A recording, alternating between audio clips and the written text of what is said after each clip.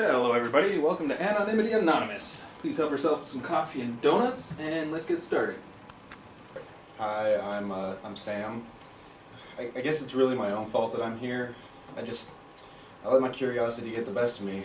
I didn't really have any idea that I was actually being monitored. I had to write a paper for my sociology class about terrorism. I was having kind of trouble writing it because I couldn't really get the thought of somebody wanting to kill hundreds of innocent people. It just made my stomach twist up. So naturally, found myself looking on the internet like most people do when researching. I started wanting to get into the terrorist's mind, you know? That maybe the best way to counter terrorism would be to try to think like them. So I started to figure out how to conduct an attack. A couple Google searches here, you know, an image here, a website here, too. I didn't really give it a second thought. I mean, it's just an innocent search, right? Internet's supposed to be free for everybody, right? It doesn't matter what I'm looking up. Eventually, gave up for the night and went to bed. Next day, I had a pretty rude awakening. I'm sure that your neighbor's super weird. I'm gonna need you to step downtown. Whoa! They held me for 3 straight days. I missed work, I missed classes. My girlfriend left me. They wouldn't even let me call anyone so they could figure out where I was. Half the neighborhood saw me getting dragged away by police. It was awful.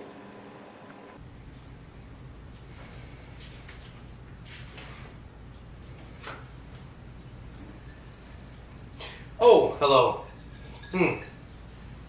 Our subject in this last case fell victim to internet surveillance.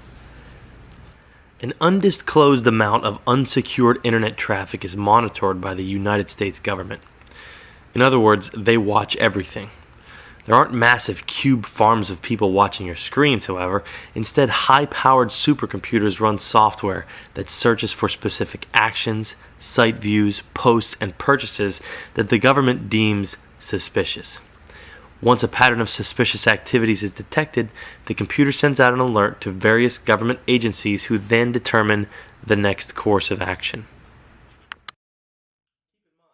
The National Defense Authorization Act stipulates that the American citizens may be detained without access to counsel, family, even the standard court system indefinitely if they are suspected of terrorism.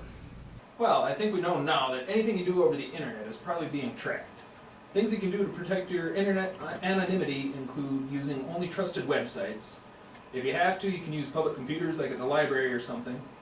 And there's even darknet. I'm not going to get into that now, but if you search for it, you can get to the internet's underground. That's a rough deal, man. It's our tax dollars at work. Alright, who's next? Alright, go ahead.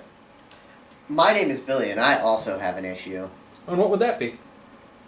So apparently my horrible crime against humanity was using my cell phone, and I guess that in a conversation that I had triggered enough red flags with the NSA, and they started monitoring my phone calls, and now I'm here. Hey man, can I borrow your drill? Scammer hacked my email account. Dude, my buddy's taking a vacation to China for 3 months. Hang on. I smell gas. I think there might be a leak. I'm gonna go call the police. I gotta stay on the wave of new troops flow. Yeah, just upload it here and help me plot out where all we're gonna go. I don't think I'm coming into work. There's gonna be a lot of ice. I heard there was gonna be a tornado warning later. To get through security at the airport. After they started actually listening in on my calls, they happened to get me on a bad day, and my boss had really pissed me off. And I said something I probably shouldn't have. I swear to God, I will blow up his mailbox, kick his dog, and burn his house to the ground. Next thing I know, there's 30 Homeland Security agents in tactical gear storming my house. Needless to say, I lost my job. After the raid, I don't know that I'll ever be able to find another job simply because it was plastered all over the news.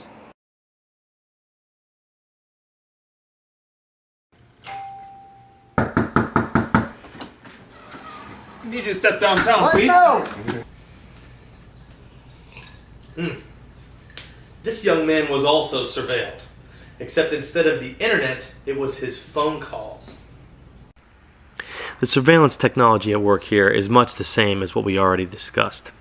The only major difference in functionality is that there is a voice analyzer translating the sounds on the phone line to text that the computer can search through to find patterns of suspicious words or phrases. Just like before, once a pattern is detected, agencies are alerted and can take further action. Keep in mind that the United States Constitution dictates that we are innocent until proven guilty in a court of law. This kind of surveillance, as well as internet surveillance, is a breach of that right. The justification the government uses to surveil people is that they think you have done or are going to do something wrong. Sounds a lot like guilty until proven innocent to me. Good old Patriot Act. Yeah, they can pretty much listen in on your conversations anytime they want to. The government might as well have an open door into all the major telecommunication systems in this country, giving them free rein to target you. Think about that next time you're expressing your displeasure for someone over the phone. As they say in government, perception is reality. About the only way to protect yourself is to really watch what you say. So one more, how about you? What's up, guys? My name's Ben. My story's even stranger. I literally parked my car in the wrong place outside the restaurant, left at the wrong time, and wore the wrong colored hoodie. I was minding my... I walked out to my car, and I remember walking past this shady looking dude next to a dumpster. Once I got to my car, I went home. The next day, the cops were at my front door. I guess they mixed me up with the guy I walked past at the dumpster.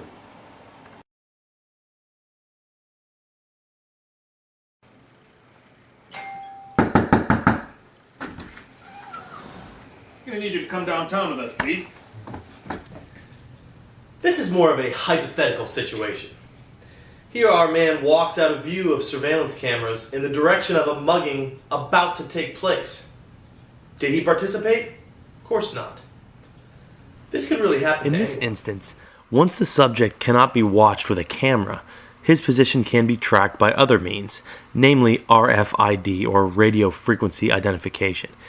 Many people have items on their person or in their car that transmit an RFID signal. For example, the tile product you put on your keys to keep from losing them emits a signal. Your Easy Pass in your car also emits a signal. The subject was placed very close to the mugging at about the right time, and his car places him leaving the area immediately after the mugging. All circumstantial evidence, of course, but it is very easily to be intimidated and discredited by tactics such as these. These tactics may or may not be at work today, but they certainly could be, and they most likely will be in the future. We probably don't think too hard about the kind of signals we emit and the information we allow other people to access by doing so. Be careful of the technology included with normal everyday things you use. OnStar, GPS, and cell phones can all track where you are. Easy Pass, shoes, tires, and a whole bunch of other seemingly innocent objects contain RFID tags that can also be used to track you. There's no question that our government has a massive amount of resources devoted solely to surveillance. These services operate under the guise of making people safer from the evils of terrorism, which you stand less of a chance dying from than you do being killed by a police officer. Does this make the practices that clearly infringe on your right to privacy acceptable? Many people don't object because they feel they have nothing to hide. I'm probably being watched right now as I surf the internet. You decide. Do you trust the federal government to always make the right decisions regards to surveillance?